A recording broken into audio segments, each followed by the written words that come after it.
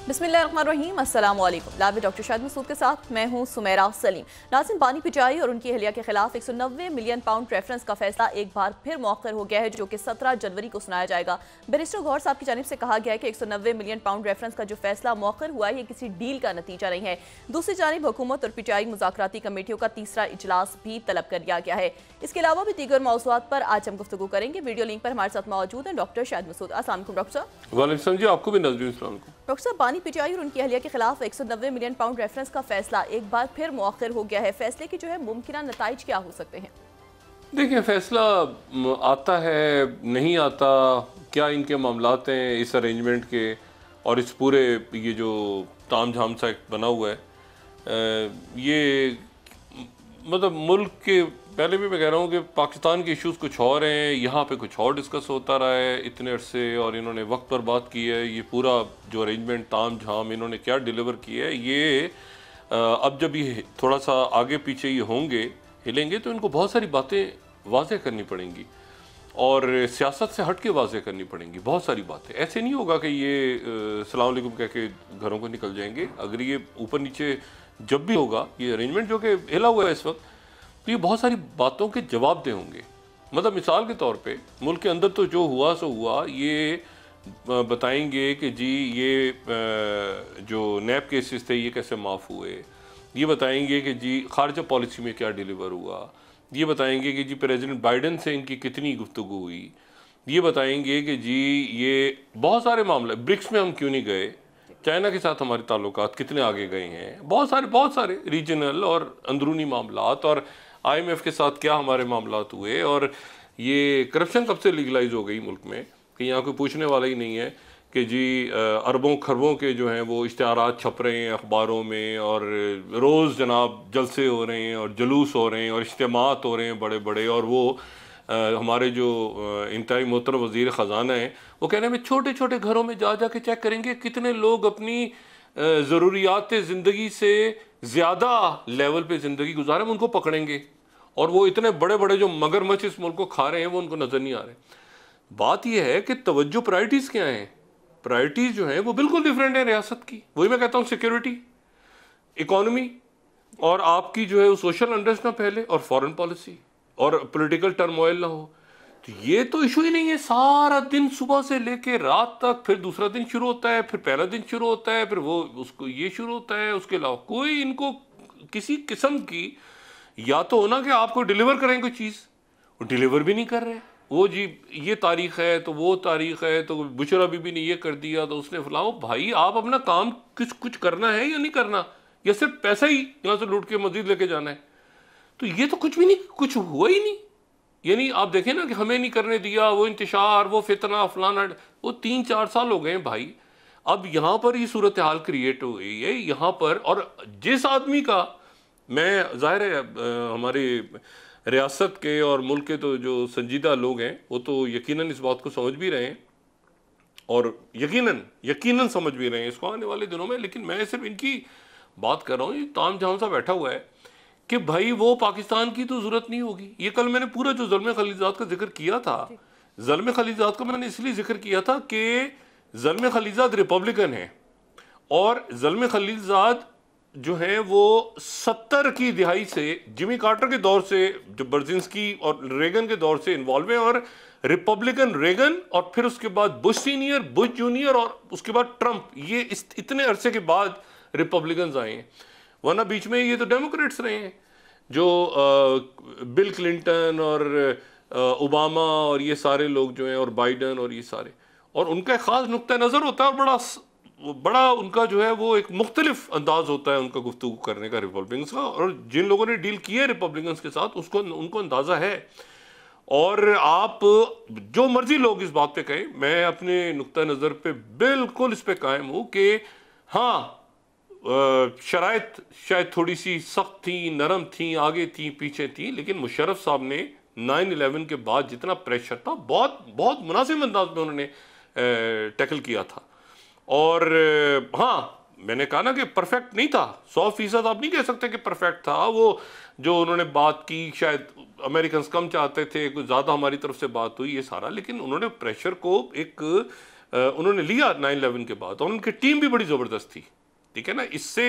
यहाँ तो सर आपको पता ही नहीं वज़ीर ख़ारजा कौन है भाई, उनके साथ आप देखें। और उस वक्त हमारे अल्लाह ताला दर्जात बुलंद फरमाए रियाज खोकर साहब मौजूद थे, उसके बाद उनकी जो है वो और सारे उनके लोग जिस तरह उन्होंने हैंडल किया है। और उस वक्त आप जो ISI चीफ थे उस वक्त के एहसान साहब को देख लें, या बाद में इवन कियानी साहब को देखें, वो तो बड़ी जंग, बड़ा फड्डा पड़ा हुआ था। नेटो की सप्लाई बंद हो रही है, उधर जनाब प्रॉपर टेररिज्म हो रहा है, ये हो रहा है। और जनरल राहील शरीफ, बाकी जितने टीम्स थी, उन्होंने बड़ा प्रॉपर, ये पूरा मुल्क है भाई, इसको एक तरीके से आगे लगे। अब ये जो आया है ताम झाम सारा, ये तो सिविलियन गवर्नमेंट जो है ये तो करके ही कंट्रीब्यूट ही नहीं कर रही। यानी जो हमारी इस्टेब्लिशमेंट, उनके तो और 100,000 अपने मसाइल हैं।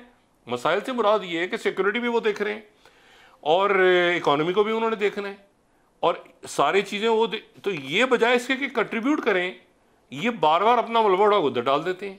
अच्छा जी वो सिपह सालार, अच्छा जी, अच्छा ये, अच्छा वो कर रहे हैं, अच्छा वो कर रहे हैं। भाई वो कर रहे हैं तो आप क्या कर रहे हैं? तो मुझे तो ये तो सारा देखें, डिलीवर अगर कर रहे हैं, बयानिया छोड़ दें, बयानिया को डिलीवर करें आप, तो आप आगे निकल जाएं। ये तो इशू नहीं है कि इमरान खान या आपने डिलीवर किए, कुछ नहीं है। अब मुझे ये बताएं कि अगर आपकी बात नहीं हो रही वहां पे, रियासत टू रियासत तो 110% बात है और अच्छी बात होगी, ये मैं जानता हूं। लेकिन सवाल ये कि जिनकी ट्रम्प से बात नहीं हो रही या ट्रम्प की टीम से बात नहीं हो रही, वो कह रहे हैं अमेरिका की इंपॉर्टेंस नहीं, अमेरिका के नज़र में हमारी इंपॉर्टेंस नहीं है। वो भाई अजीब बात करते हैं। वो यहां से जो ये ज़ल्म खलीलज़ाद जो मुआहदा बना रहा था, जो दोहा एग्रीमेंट हो रहा था, जिसको जिक्र कर रहा है बार बार, वो दोहा, और रिपब्लिकन आए और ज़ल्म खलीलज़ाद ना हो बीच में। ये किस तरह के कैसे बेवकूफ़ लोग हैं जो ये बात कर रहे हैं इस वक्त बैठ के कि पाकिस्तान की जो अहमियत नहीं होगी और पाकिस्तान को ट्रम्प इंतजामिया नहीं। कई बहुत प्रेशर्स होंगे, बहुत मामलात होंगे, खित्ते में दुनिया में रहते हैं। ओ भाई वो एक दोहा एग्रीमेंट कर रहा था, वो दोहा एग्रीमेंट के तहत कुछ और होना था, वो दोहा एग्रीमेंट हुआ नहीं। वो उसके बाद वो तालिबान वहाँ पर आ गए, तालिबान आ गए, और वो दोहा एग्रीमेंट में तो उसने अशरफ गनी को रखना था। वो एक पूरा एक वो प्लान बना के बैठे हुए थे। उसके बाद ये हुआ कि वो वहाँ पर, अब वो जो उसका जो प्रेसिडेंट ट्रम्प तो बार बार ही बात करता रहा कि जी साइगोन से ज़्यादा बदनामी से यहाँ से हम निकले, और बाइडेन ने निकाला, और ये किया और वो किया, फलां किया, ढिमाकना किया। और मैं आपको ये बताऊं, ये जो लफ्ज़ है ना डबल गेम पाकिस्तान, ये शुरू ज़ल्म खलीलज़ाद ने किया था 2001 में। उस वक्त जो लोग मौजूद थे यहाँ पे, अभी भी हयात हैं, जो हमारी इस्टेब्लिशमेंट के फॉरेन ऑफिस के, मुझे तरदीद करें इस बात की कि डबल गेम किसने शुरू किया था लफ्ज़। आपको इस तरह के एक हॉस्टाइल एनवायरनमेंट में हम हैं इस वक्त पूरी दुनिया में, और पूरी दुनिया में हॉस्टाइल है, हर जगह एक क्राइसिस है। उस क्राइसिस में इतनी गैर संजीदगी यहाँ पे, मैं हैरत में मैं तो हूँ कि सुबह से लेकर शाम तक यह बात क्या हो रही है। आप देखें, ये जो मैंने आपसे कहा ना, रियासतें तो अपनी मामला ठीक कर लेंगी। उस वक्त जो है वो हर आदमी कोई ना कुछ कंट्रीब्यूट जरूर कर रहा था मुशर्रफ साहब की टीम में। इवन जब ये जरदारी साहब की गवर्नमेंट थी, उस वक्त हिना रबानी खर, शेरी रहमान, ये लोग उनके डिलीवर कर रहे थे किसी ना किसी फॉरन। उसके बाद जो है वो मुझे नहीं पता कि इस यहाँ पे मतलब ऐसा लगता है जैसे वो जबरदस्ती किसी ने पकड़ के बैठा दिए फॉरेन मिनिस्टर को कि भाई तुम फॉरेन मिनिस्टर हो। तो इस तरह तो ये तो बड़ी अजीब सी एक सिचुएशन है। कोई फॉरेन रिलेशंस की कमेटी होती थी बड़ी स्ट्रॉन्ग, कोई सेनेट में फॉरेन रिलेशंस कमेटी बड़ी बहुत तगड़ी कमेटियां होती थी ये। अब ये इनको भी है, तो हमारा तो जी है ही कुछ नहीं, हमें तो पूछेगा नहीं, हम फलां नहीं है, हम ढिमाकना नहीं है। ये अजीब को अजीब। आने वाले दिनों में आप हालात देखें ज़रा पूरी दुनिया के। मुझे बताएं, ब्रिक्स में इंडोनेशिया शामिल हो गया, बाकी मुल्क शामिल हो गए, हम है ही नहीं। हम ना ब्रिक्स में गए हैं, ना उधर गए हैं, ना अजीब हवा में झूल रहे हैं बैठे हुए। बात यह सारी कि ये इनसे नहीं चल रहा, ये मुल्क पे एहसान करें और कहें कि हमें नहीं चल रहा, और किसी और या आपस में मुशावरत करें पूरी कुव्वत के साथ। नवाज शरीफ साहब एंटर हो इसमें, मियाँ नवाज शरीफ साहब की हुकूमत है, पूरी कुव्वत के साथ वो एंटर हो और कहीं यार ये फजूल सारे जो आसपास चीज़ें हो रही हैं इनको साइड पे करो, और ये ऐसे जो है ना, जो मेरा विजन है इसके मुताबिक ये हुकूमत लेके चलो। अब वो जनाब कभी एक खिताब हो रहा होता है, दूसरा खिताब हो रहा होता है, एक प्रेस कॉन्फ्रेंस होती है, दूसरी हो रही होती है, ये पार्लियामेंट बनी हुई है, वो इलेक्शन का मसला। बहरहाल ये चूंकि चल नहीं रहा ना, आखिरी ये हिला हुआ है सारा, तो इसलिए बौखलाहट नज़र आ रही है। लेकिन मेरा ये ख्याल है कि ये दिन ऐसे हैं कि शायद उससे पहले ही ये मामला हल हो जाते, मुल्क का जो इंटरनल क्या होता तो बहुत अच्छा होता। लेकिन ये है कि वो इंशाल्लाह ठीक हो जाएगा। लेकिन सिक्योरिटी का क्राइसिस, अब इस सिक्योरिटी के क्राइसिस के ऊपर इनको एक इन हाउस ब्रीफिंग देनी चाहिए थी वजीर दिफा को, कि जी ये इन हाउस ब्रीफिंग, वो बात करते बताते कि भाई ये सूरत हाल बनी हुई है इस वक्त, और ये सूरत हाल जो है ये अफगान बॉर्डर पे बनी हुई है, ये कुरम में बनी हुई है, संजीदा बात, कोई संजीदा बात है ही नहीं करने के लिए।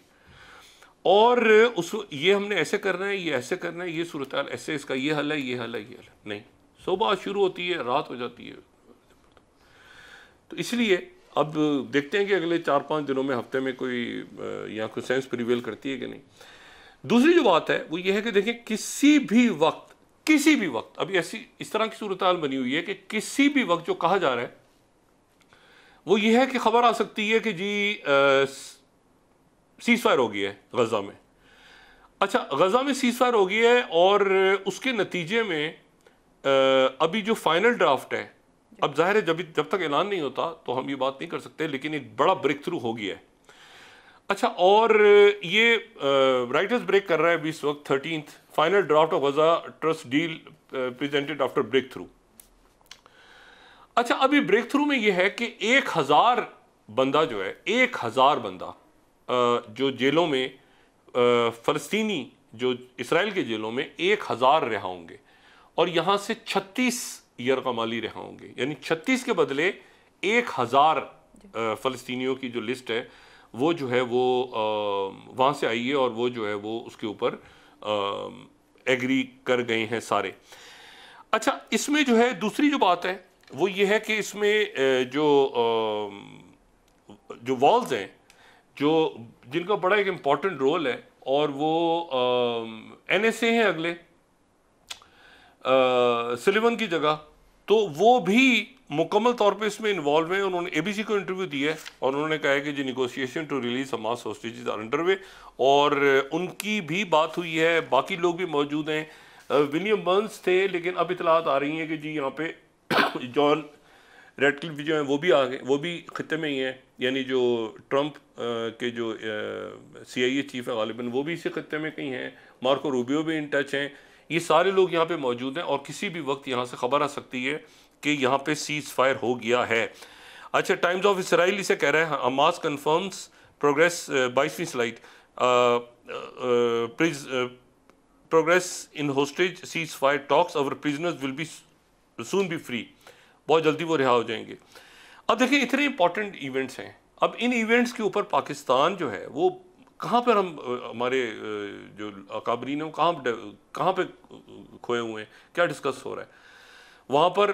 1 लाख से ज़्यादा शहीद हुए हैं लोग गजा के अंदर। अच्छा, उसके बाद जो है एक तो ये चीज़ हो गई, और ये बड़ी इंपॉर्टेंट है कि वहाँ पर जैसे ही ये होता है, और अच्छा वो कह रहे हैं कि अच्छा प्रेसिडेंट जो बाइडेन ने भी बात की है नेतन्याहू से, और नेतन्याहू से उनकी जो बात हुई है उसके अगर मिनट्स देखें, ये वाइट हाउस का लामिया मैं देखूं, अगर read out of president 6 president Biden की कॉल जो हुई है नेतन्याहू के साथ, तो उसमें बड़ा क्लैरिटी के साथ है कि फौरी तौर पे ये सीज फायर, और सीज फायर के साथ ही, लेकिन इसमें इंपॉर्टेंट बात यह है कि उधर जो ट्रंप की टीम है वो भी मौजूद है, और बाइडेन की टीम का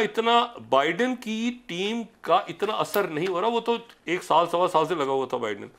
ये असर हो रहा है सारा जो है वो ट्रंप की टीम के आने का। ट्रंप की टीम जो है वो यहाँ पे मौजूद है, जिसकी वजह से जो है वो यहाँ पर फौरी तौर पे सीज फायर की तरफ जा रहे हैं। अच्छा, अब मुझे ये बताए ना कि 1000 बंदा, 1000 लोग, और उसमें मरवान बरगोती का नाम भी है, जो अभी मेरी जो बात हो रही थी, उन्होंने कहा मरवान बरगोती के ऊपर हम कॉम्प्रोमाइज़ नहीं कर रहे, ये मामला जो है ये अटका हुआ है। वो उन्होंने कहा है कि 1000 लोग हमसे वो रिहा हो गए हैं छोड़ने के लिए फ़लस्तीनी, लेकिन वो कह रहे हैं कि मरवान बरगोती के बगैर हम यहाँ से नहीं जाएंगे।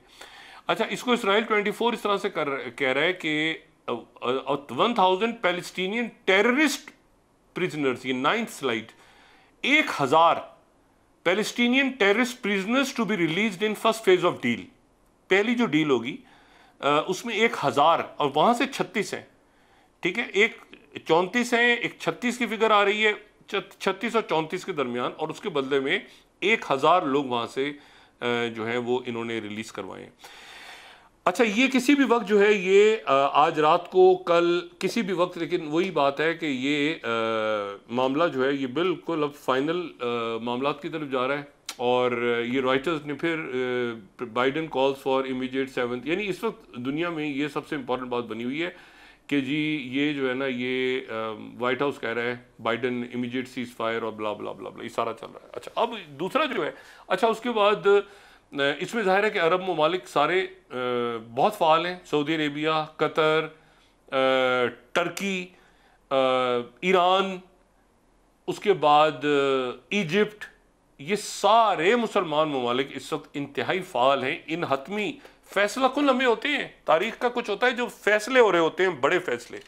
और बड़े फैसलों में अगर रियासतों को देखा जाए और वहाँ ये डिस्कशंस हो रहे हो जो पाकिस्तान में हो रहा है, तो कहते हैं यार ये नॉन सीरियस है, इनको इधर ही छोड़ दो, बाकी बड़े लेवल पे जो बड़ा चेस बोर्ड है उस तरफ ज़रा नज़र रखो और वहाँ पे मामला डील करो। तो अब ये बड़ी इंपॉर्टेंट बात। दूसरा मैं आपको एक बात बताऊँ, एक है अबू इब्राहिम। अबू इब्राहिम जो है वो 49 साल अबू इब्राहिम की उम्र है और अबू इब्राहिम का नाम है मोहम्मद सिनवार।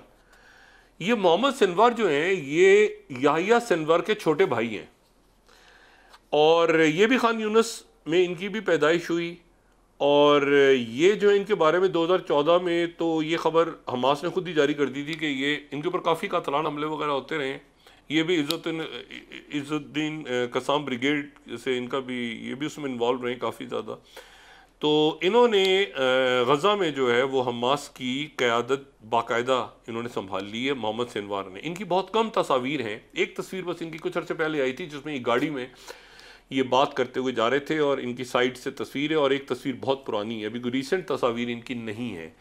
लेकिन याहिया सिनवार के छोटे भाई मोहम्मद सिनवार ने हमास की क़यादत संभाल ली है गज़ा के अंदर।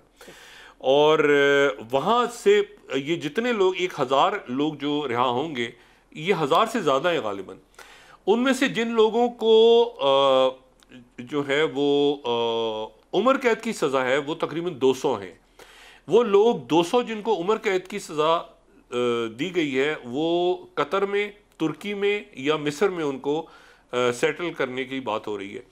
लेकिन उसमें सबसे इम्पॉर्टेंट बात यह है कि उनको इन मुल्कों में मोसाद फ्यूचर में टारगेट ना करे।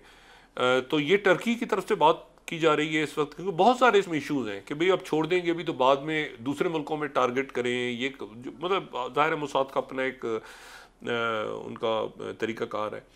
तो ये है कि इनकी सिक्योरिटी कैसे होगी और ये वहाँ पर क्या करेंगे। लेकिन ये है कि अभी ये मुल्क ये जिम्मेदारियाँ ले रहे हैं, होता है ना जिम्मेदारियाँ संभालना, यानी आलमी बरादरी में गज़ा में कि अच्छा जी वहाँ पे रिकन्स्ट्रक्शन किसने करनी है, वहाँ पे खाना किसने पहुँचाना है, वहाँ पे इमदादी टीम्स कौन सी जाएंगी, वहाँ पे जो है वो मतलब लोग अपना अपना रोल प्ले कर रहे हैं ना। कोई सीरिया में कैसे अगला सेटअप आएगा, कैसे बात होगी, कहाँ पे, मतलब हम पता नहीं का मैं अब क्या बात करूँ उसमें। मतलब है कि मुझे तो मैं समझ से कासे रहे मामला के कैसे हम क्या बात कर रहे हैं इस वक्त। इशू ये है सारा कि ये मशरिक़ वस्ता मुसलमान दुनिया बड़े फैसले हो रहे हैं। अब देखिए लेबनान के अंदर जो है वो लेबनान में जो जोसेफ ऑयन है वो वहाँ पे प्रेसिडेंट आ गए और वो उनके आर्म्ड फोर्सेस के सरबराह हैं, जो मैंने पहले भी बात की थी। और उनके आने की वजह से अब जाहिर है कि वहाँ पर एक स्टेबिलिटी आ गई है, वहाँ पर वो इसराइल की फ़ौज भी पीछे हट रही है वगैरह वगैरह, सारा काम हो रहा है। लेकिन हैविंग सेड इट, वहाँ पर दूसरा अब एक इम्पॉर्टेंट टारगेट है, वो है कि क्या वज़ीर आज़म का चुनाव जल्दी होता है। नजीब मकाती तो वहाँ पे जो है वो केयर टेकर हैं। अच्छा, जो दूसरी वहाँ पे शख्सियत जो वज़ीर आज़म के तौर पे सामने नाम आया है वो तो बहुत ही बड़ा नाम है, और वो है नवाफ सलाम। नवाफ सलाम जो हैं अगर ये लेबनान के वज़ीर आज़म बन जाते हैं, इस लेबनान बहुत इंपॉर्टेंट है, बहुत इंपॉर्टेंट है लेबनान। एक तो प्रेसिडेंट वहाँ पे आ गए, ज़ाहिर है मैरोनाइट क्रिश्चियन थे, उनका मिकाइल एन से कोई ताल्लुक़ नहीं, जोसेफ एन बिल्कुल अलग है। लेकिन अगर ये जो इनके प्राइम मिनिस्टर आ जाते हैं नवाफ सलाम, तो नवाफ सलाम जो है ये तो पहले तो ये जज हैं एक साबिका, दूसरा ये 10 साल लेबनान के परमानेंट रिप्रेजेंटेटिव रहे अक़वाम मुत्तहिदा में, और फिर उसके बाद ये चले गए बैनुल अक़वामी अदालत इंसाफ में, और फिर उसके बाद ये वहाँ के प्रेसिडेंट बन गए। ये मैं आपको 15 स्लाइड अगर दिखाऊं, इंटरनेशनल कोर्ट ऑफ जस्टिस, तो जज नवाब सलाम elected president of international court of justice. ये इनको वहाँ का वजीर आज़म बनाया जा रहा है, ये वजीर आज़म की कैंडिडेट हैं। लेकिन थोड़ा सा इशू इसमें यह है कि जो हिजबुल्लाह है उनको शायद वो बहुत ही, क्योंकि बाहर हैं तो हिजबुल्लाह इनके साथ बहुत ईजी नहीं है, तो हिजबुल्लाह का कहना ये है कि वो नजीब मकाती को ही रखा जाए। लेकिन ये है कि ये मेरा ख्याल ये है कि ये जो है, आपको पता है ना कॉन्स्टिट्यूशन के हवाले से सुन्नी और अहले तशी और वो मैरोनाइट क्रिश्चियन वहाँ पे कॉन्स्टिट्यूशन जो है लेबनान के कहता है। बारह नवाब सलाम अगर आ जाते हैं तो बहुत बड़ी बात होगी लेबनान के लिए कि वहाँ पर ICJ के जो है वो जो सदर हैं वो उनके प्राइम मिनिस्टर बन जाते हैं। हिजबुल्लाह को थोड़ा सा इसके ऊपर इख्तलाफ है, अगर इख्तलाफ होता है तो बाहर जैसे तैसे फिर नजीब मकाती कंटिन्यू करेंगे, वरना ये आ जाएंगे। लेकिन नाम बड़ा बहुत बड़ा नाम है जो लेबनान अपने वज़ीर आज़म के लिए सामने लेकर आया है। ठीक है, आलमी बरादरी में ये बहुत मैटर करता है कि ICJ का प्रेसिडेंट जो है वो लेबनान ने वो ऐसा बंदा सामने लेबनान लेकर आया। अच्छा, दूसरी जो बात है वो ये है कि जो प्रेसिडेंट ट्रंप हैं, इलेक्ट प्रेसिडेंट ट्रंप, उनकी और प्रेसिडेंट पुतिन की किसी भी वक्त टेलीफोन पे बात होने जा रही है, और बात होगी इनकी किसी भी वक्त। ये बात जो है ये 20 तारीख से पहले भी हो सकती है, 20 तारीख के बाद भी हो सकती है। और जो दोबारा उनके जो NSA हैं वो उसमें एक्टिव हैं, और वो टेलीफोन पे, यानी ट्रंप के जो NSA हैं वो एक्टिव हैं, और वो इसको वो चाह रहे हैं कि ये टेलीफोन पे जल्द से जल्द बात हो जाए, और बात हो तो ताकि मामला आगे बढ़े। और इसमें जो ज़ेलेंस्की हैं वो ज़ाहिर है थ्रोन अंडर द बस, वो तो कहीं इस वक्त एग्जिस्ट ही नहीं कर रहे। अच्छा, इसमें जो इशू है पाकिस्तान के हवाले से मैं आपको बताऊं कि ये पाकिस्तान के हवाले से हमारे जो ये सिक्योरिटी कंसर्न्स हैं अफगानिस्तान के साथ, ये बड़े इंपॉर्टेंट हैं। ये इंपॉर्टेंट इसलिए हैं कि ये हमारा उनके साथ कुछ बात ऊपर नीचे भी चल रही है, लेकिन एक आप समझें कि कोई जंग नहीं हो रही उनके साथ। आज अफगानिस्तान से बड़ी एक उन्होंने ऐलान किया, एलामिया आया उनका कि जी पाकिस्तान की जेलों से कैदी रिहा हुए हैं। इसी तरह से वहाँ पर जो हामिद करज़ई हैं, उन्होंने जो कॉन्फ्रेंस हुई है यहाँ पाकिस्तान में उसको उन्होंने अप्रिशिएट किया, जो मलाला यूसुफज़ई ने बात की है। वही पाकिस्तान का तो शुरू से, जिस दिन तालिबान की गवर्नमेंट आई थी तो हम तो यही बात कर रहे थे ना कि भाई बच्चियों के स्कूल होने चाहिए, सॉइल उनकी इस्तेमाल नहीं होनी चाहिए, ये नहीं होना चाहिए। लेकिन ये चूँकि यहाँ पर दहशत ये हो रहा है, सारा एक फड्डा पड़ा हुआ है, इसलिए ये कहना कि और अमेरिकन यहाँ रह के गए, मतलब 2 दफ़ा रह के गए, एक तो और दोनों दफ़ा ज़ल्मे, यानी मैं कह रहा हूँ ना ये ज़ल्मे 3.0 है, ये ज़ल्मे का है, और दोनों दफ़ा जो ज़ल्मे आए तो एक बड़ा उसका रोल रहा है इस खत्ते में। अभी कहना कि जी वो उनको परवाह ही नहीं है, फलानी है, जब बात नहीं होती वहाँ पर कोई रब्ता नहीं होता तो ऊट पटांग लोग बातें शुरू कर देते हैं। लेकिन यकीनन रियासत टू रियासत रब्ता भी होगा और बात भी आगे चलेगी। अच्छा, अब इसमें तीसरी जो खबर है, बड़ी इंपॉर्टेंट खबर, वो ये है कि बज़ाहिर तो एक छोटा सा मुल्क क्रोएशिया, अब क्रोएशिया जो है ये बैल्कन स्टेट है। बैल्कन स्टेट, बैल्कनाइजेशन हम कहते हैं, तो बैल्कन वो जो यूगोस्लाविया, ठीक है, ऑस्ट्रियो हंगेरियन एम्पायर, उसमें क्रोएशिया जो है वो पहले था, इसमें ऑटोमन्स के पास था, पहले रोमन्स के पास था क्रोएशिया का इलाके, फिर ऑस्ट्रियो हंगेरियन में चला गया, फिर उसके बाद ये यूगोस्लाविया बना। यूगोस्लाविया टूटा, जब बैल्कनाइजेशन हुई तो ये भी टूट गया। ये बाल्कन जो है ना, ये टर्की ज़बान का लफ्ज़ है, इसका मतलब पहाड़ों के ऊपर वो जंगल लगे होते हैं ना, जंगल उगे होते हैं, तो उनको बाल्कन्स कहते हैं। तो पूरा ये जो यूरोप की पूरी पट्टी में 12-13 मुल्क जो हैं वो सारे के सारे जो हैं वो बाल्कन कहलाते हैं। उसमें क्रोएशिया है, स्लोवेनिया है, उसमें जो है वो बोस्निया हर्ज़ेगोविना है, सर्बिया है, उसमें जो है वो कोसोवो है, नॉर्थ मैसेडोनिया है, उसमें जो है वो अल्बानिया है, यूनान है, उसमें जो यूरोपियन हिस्सा है टर्की का वो इसमें आता है। तो ये सारे जो हैं ये रोमानिया है, मोल्दोवा, ये सारे मुल्क जो हैं ये आते हैं बाल्कन स्टेट। अब इसमें दरमियान में एक क्रोएशिया है। अच्छा, क्रोएशिया जो है ये इंपॉर्टेंट इसलिए, एड्रियाटिक सी एक तरफ है, सर्बिया, हंगरी, रोमानिया ये एक तरफ। लेकिन मैं जिक्र क्यों कर रहा हूँ, मैं जिक्र इसलिए कर रहा हूँ कि क्रोएशिया में इलेक्शन हुआ है, क्रोएशिया नेटो का मेंबर है। क्रोएशिया जो है ये यूगोस्लाविया से टूटा था और यानी बिटर काफ़ी यानी आज़ादी का ऐलान कर दिया था, लेकिन फिर उसके बाद जंग वंग हुई थी काफ़ी, उसके बाद ये आज़ाद हुए थे। बड़ा खूबसूरत मुल्क है। अब वहाँ इलेक्शन हुआ है, वो जो प्रेसिडेंट आए हैं वो नेटो के भी खिलाफ हैं वो यूक्रेन के भी खिलाफ हैं और वो जो दोबारा इलेक्ट हुए हैं, और वो जो है वो रशिया के करीब है।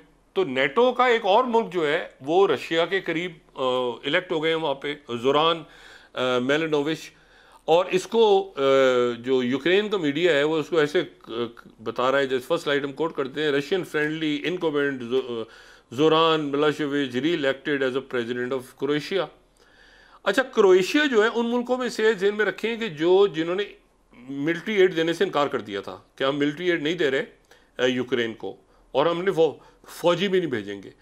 अब ये जो प्रो रशिया लोग हैं, यानी हैं यूरोप में नेटो के मेंबर, प्रो रशिया, प्यूटिन से जल्द टेलीफोन पे बात करनी, मुलाकात तो कहने बाद में करें, टेलीफोन पे बात पहले हो जाए ट्रंप की और प्यूटिन की। ये एक कोशिश हो रही है, और बड़े यानी आप कहें कि जो है ना वो बड़ी इसमें तेज़ी आ गई है कि ट्रंप और प्यूटिन की टेलीफोन पर बात हो जाए, क्योंकि वो बात होगी। अब मुझे ये बताएं कि यहाँ पर बहुत से मुल्क, अच्छा इंडिया पे प्रेशर आने वाला है, ये सारे मुल्कों पे, सारे मैंने कहा ना सारे मुल्कों के बारे में, कि वो ये कह रहे हैं कि भाई, ये रॉयटर्स को मैं कोट कर रहा हूँ कि tougher US sanctions to curb Russian oil supply to China in India. अब चाइना तो इसके ऊपर क्या असर पड़ेगा, लेकिन इंडिया के लिए भी एक फॉरेन पॉलिसी का बैलेंस करना, क्योंकि ट्रंप जो है उनकी टीम अनप्रेडिक्टेबल है, और वो टीम आगे क्या करती है, किसको किस तरह डील करती है। अभी तक तो वो अपने जो एडवर्सरीज हैं या अपने जो अलाइज हैं वो दोनों के साथ किस तरह से पॉलिसी इख्तियार करते हैं मुझे नहीं पता, लेकिन मसला ये है कि वो इधर हमास को धमकियाँ लगाते लगाते जो है वो अचानक वो उधर से पता चला 1000 बंदा रिहा करो, वो कह रहे हैं कि रिहा करो जल्दी, और हमास की टीम को बुलाओ और इसको मसले को मुकाओ सारे को। और पहली दफ़ा जेडी वैंस भी बोले हैं, उनके जो नायब सदर हैं उन्होंने भी कल एक इंटरव्यू दी है, और जेडी वैंस ने भी कहा है कि भाई ये जो है ये जल्दी हॉस्टेज डील करो, ये 20 तारीख से पहले हमें ये डील चाहिए, और हम ये चाहते हैं कि ये पूरी टीम यहाँ पे बैठी हुई है यहाँ पर इजिप्ट में और कतर में, और वो कह रहे हैं कि इसको जंगबंदी करो फौरी तौर पे। जी नाज़रीन, वापस आते हैं एक छोटे से ब्रेक के बाद।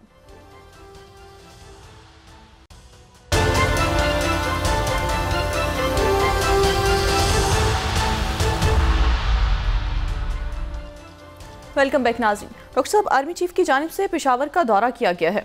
जी, पेशावर का दौरा हुआ है, और मैं भी इसकी फुटेज देख रहा था, और ये मैं पढ़ भी रहा हूँ आईएसपीआर की स्टेटमेंट।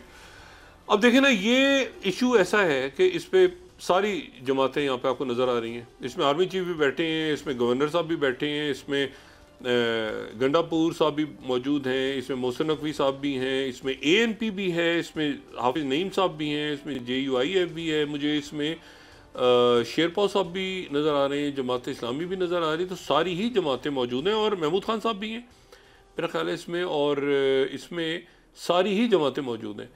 अब इशू ये है कि, और तो बात ये है कि ये इश्यूज़ है ना मुल्क के, ये इश्यूज़ हैं, तो इस पर तो सारे इन इश्यूज़ पे बात होनी चाहिए ना। सिक्योरिटी का इशू, अब आज पता चल रहा है जनाब कि 27 जो दहशतगर्द हैं, 27 ये बड़ी फिगर है, 27 दहशतगर्दों को मारा गया है। लेकिन ये है कि इसकी ये तो डिस्कस होना चाहिए ना, यानी पता तो चले कि भाई ये कहाँ से आ रहे हैं, और ये बलूचिस्तान में हुआ है, ठीक है ना, ये बलूचिस्तान में ये वाकया पेश आया जहाँ 27 बंदे पकड़े हैं। तो ये कहाँ से आ रहे हैं, कैसे ट्रेन हो रहे हैं, कैसा, तो ये वो इश्यूज़ हैं जिनमें बात होनी चाहिए, बहस होनी चाहिए। बाकी तो फरोई इश्यूज़ हैं सारे। ये आपकी फॉरेन पॉलिसी को इन्होंने डिफाइन करना है, इन्होंने आपकी इकोनॉमी को डिफाइन कर, यही जो मैं बात कह रहा हूँ ना, ये इश्यूज़ हैं, ये मुल्क के इश्यूज़ हैं, और इसके नतीजे में आपने आगे निकलना है। तो कह रहे हैं वो नहीं पूछेगा, हम रेलिवेंट हैं, फ्लाइंट दिमाग करें, इनकी बकबक झिक खत्म होती सारा दिन। कितना इंपॉर्टेंट इशू है, और मुझे ये देखें, और कितना अच्छा लग रहा है कि सारे लोग वहाँ बैठे हुए एक साथ और ये डिस्कस कर रहे हैं अपने आपस के फरोई जो इख्तलाफात हैं उनको छोड़ के।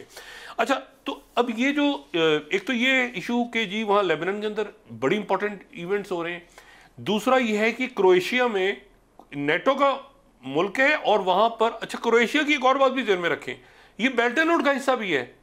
क्रोएशिया शायद उन चंद मुल्कों में से एक है जो कि बेल्ट एंड रोड का हिस्सा भी है, चाइना के, और वो नेटो का भी हिस्सा है।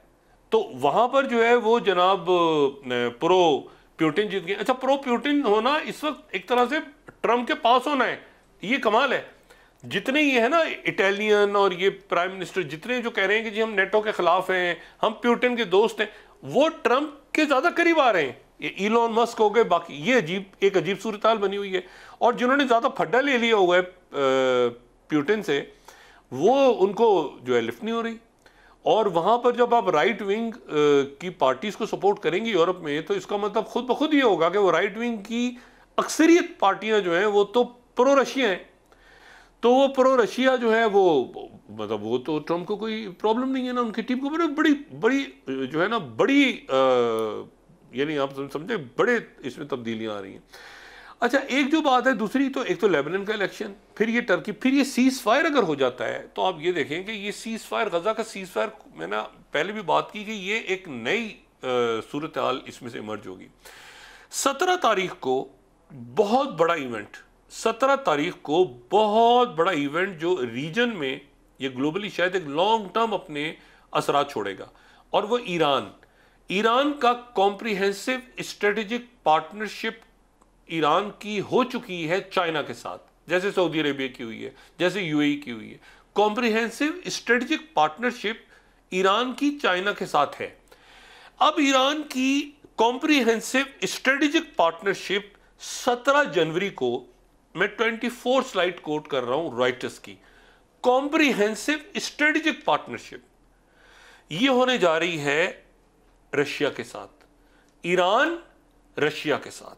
ठीक है, बिल्कुल क्लैरिटी। अब मुझे बताएं कि इस पूरी सूरत हाल में ट्रंप अटैक करेगा? वो उधर कह रहा है कि मेरी पुतिन से बात करवाओ, जल्द से जल्द मेरी बात करवाओ, मुझे बात करनी है। और इधर मुझे बताएं कि क्या वो इस वक्त जो है वो सूरत हाल इतनी ये अजीब व गरीब सी है, और उस सूरत हाल में आने वाले दिनों के अंदर स्टेबिलिटी मुल्क में बहुत ज़रूरी है। मुल्क में पॉलिटिकल टर्मोइल असल में है, आप एक देखें ना तो है भी नहीं।